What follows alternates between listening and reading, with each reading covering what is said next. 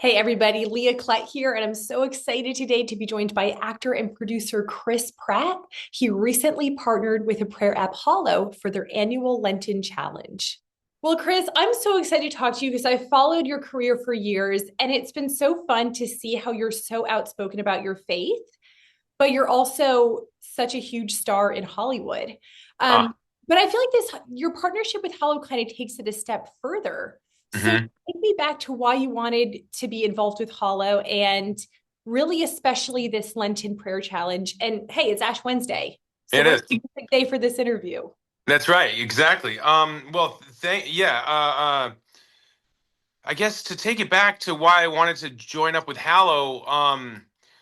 A couple of years ago, I was doing a movie, and I was shooting in Atlanta, so I was on location half the week, and so I was going back and forth every week.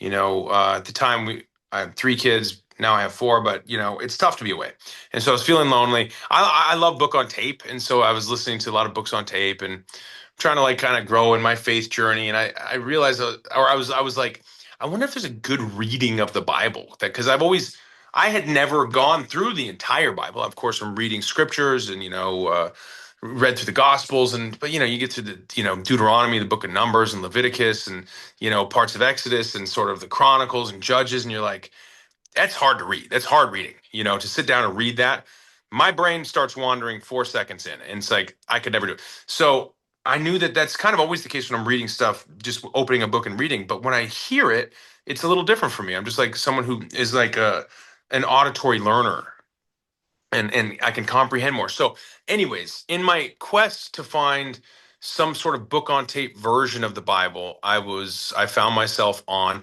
Hallow's Bible in a Year podcast. And so essentially it's 365 days of the book. It's the deuterocanonical text, so it's the Catholic Adventure Bible. So they do have some additional texts in there, the first and second Maccabees, Book of Judith, the Wisdoms, and a couple of other books in there. And but essentially, yeah, it starts at Genesis and goes all the way through Revelation, and it takes 365 days. And I did it. I did the whole thing, and so I have like a deeper, more comprehensive understanding of the Bible.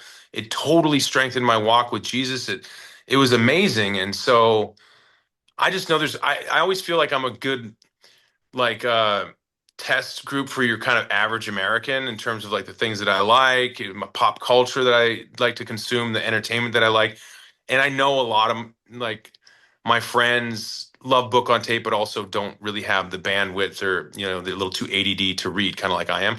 And so I thought if I partner with Hallow, maybe it'd be an opportunity to sort of amplify what is ultimately a really beautiful thing, this Bible in Your podcast, but also the other various uh, prayers and meditations, challenges, and different things. So it's like I thought it'd be a good partnership. Yeah, definitely. Well, you're partnering too with Jonathan Rumi from The Chosen, obviously, and Mark Wahlberg. Do you watch The Chosen? Are you a fan of The Yes. Chosen? Yeah, I think it's fantastic. It's so good. And it's I love it because I feel like every version, you go back to like, the Ten Commandments, there's some like great movies, Passion of the Christ. There's a lot of great swings at telling the Jesus story set in the sword and sandals world of Israel 2,000 years ago.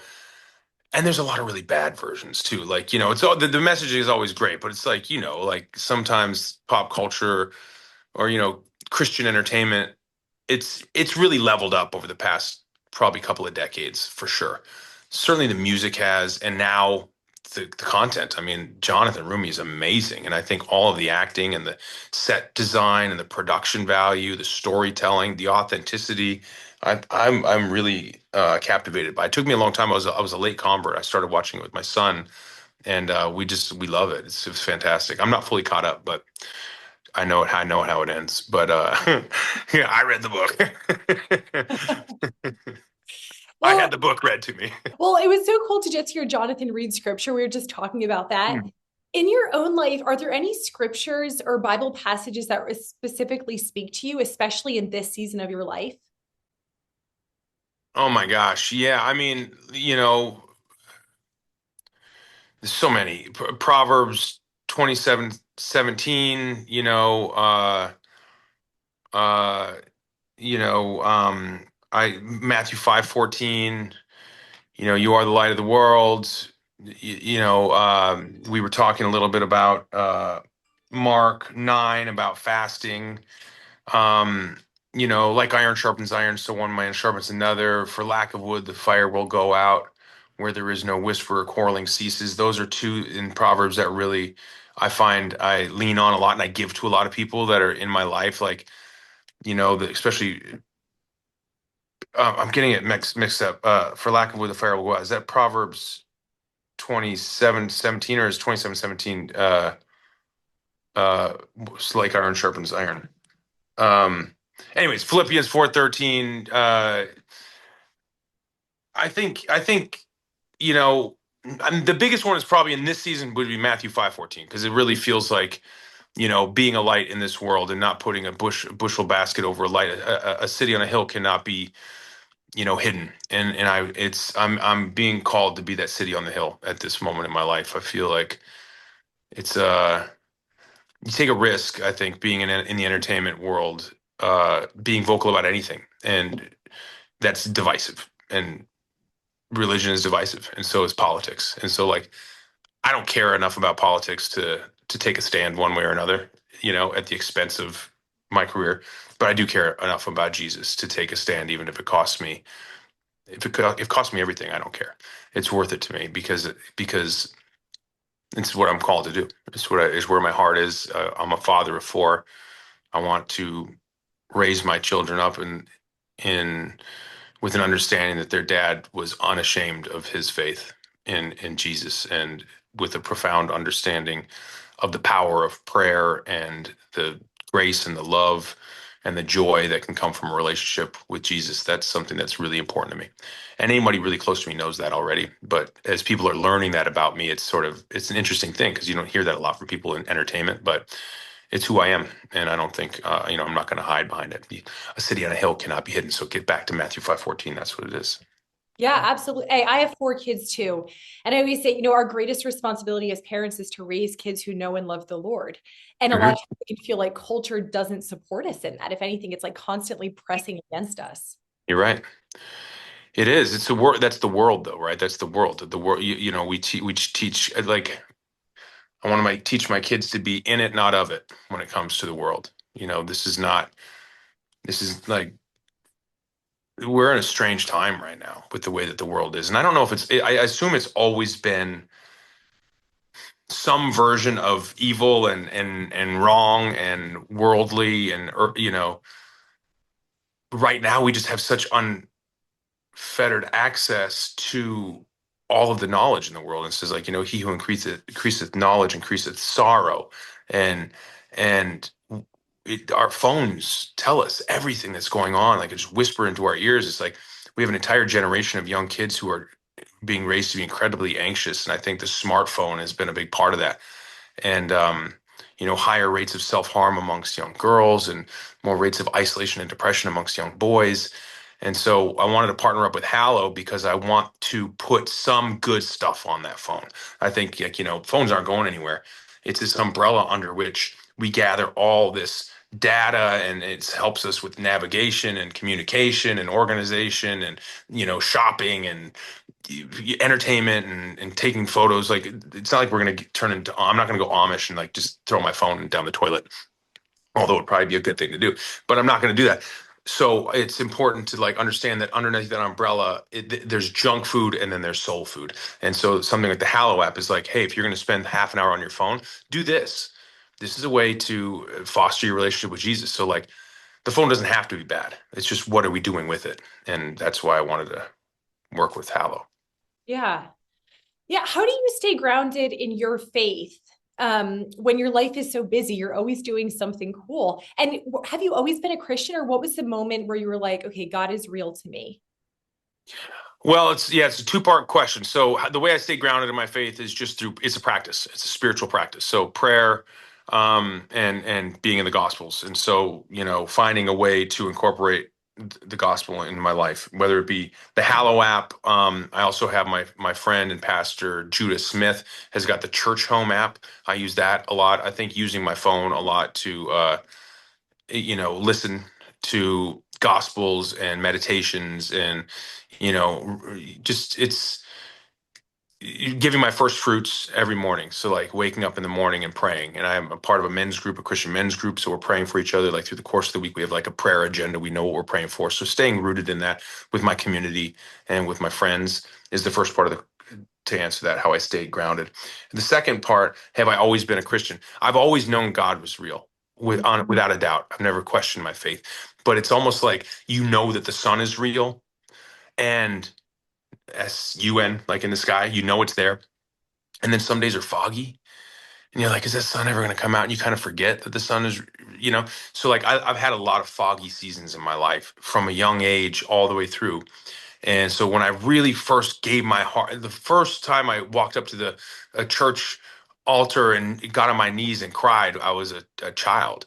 And then the next time I did it, I was still a child, I was 19. And then the next time I did it, I was in my 30s. And the biggest, most profound, impacting moment where I really negotiated with God and made promises, because before I'd made promises, but I didn't keep them. I said, God, save me in this moment and I'll give you my life. And then he did. And I was the unburdened from the weight of my shame or my guilt or my sin. And then relatively moments later, maybe a year later, 2 years later, I'm off doing the same stuff that was got me in there, and it got me down the wrong path in the first place. Sinful, broken nature of humans, just like living in my heart. And then with my son was born, we were really had a health scare with him because he was born very early, and it was only 3 pounds, and we were in this like real. He was in the NICU for a month, and he had all of these issues going on, and I prayed hard to God, and I was in a season of transition spiritually at that time, and didn't quite fully understand. I made deals with God, and again, I'm sorry, God, here I am again, asking for your grace again.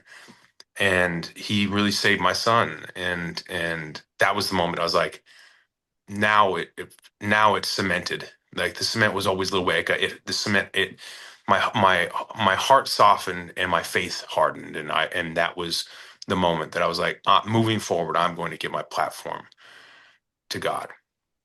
And I haven't always been perfect. Like I'm not saying from that moment on I was perfect. I'm not, but I have made a commitment and continue to stick to that commitment that this platform was given to me for a reason, and I want to affirm the people who are believers in Christ. I want them to hear me and say like, "Wow, that's cool." He's willing to say it. I'm going to stand up at work today and say it. I want it to both affirm that and also reach out to people who have no idea what that God is real or have never heard about it. I want to kind of like be a little bit of light to people who've never seen light, and I want to be a light to people who have seen light but turned away from it or been afraid of it. That's Yeah. a long two answers to your two questions, but there you go. Yeah, that was amazing. Yeah. What is your response to maybe Christians who will criticize you for content that maybe they don't approve of? And on the other hand, people in the secular world who have a problem with you being outspoken about your faith. How do you deal with some of that?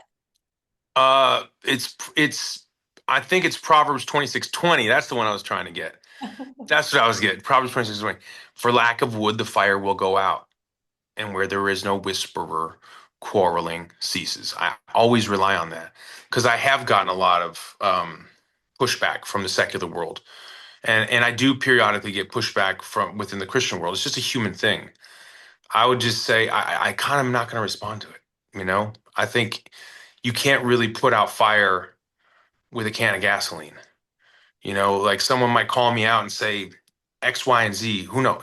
Like I wouldn't even know that person's opinion if I didn't have a phone in my pocket whispering it to me.